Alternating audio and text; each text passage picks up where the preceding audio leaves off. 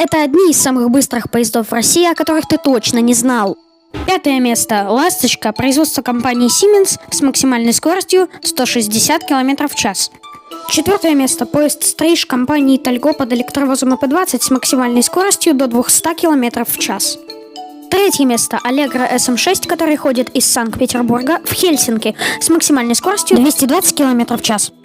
Серебро занимает поезд «Невский экспресс», следующий между Москвой и Санкт-Петербургом под электровозом ЧС-200 чехословацкого производства. Он развивает скорость до 230 км в час.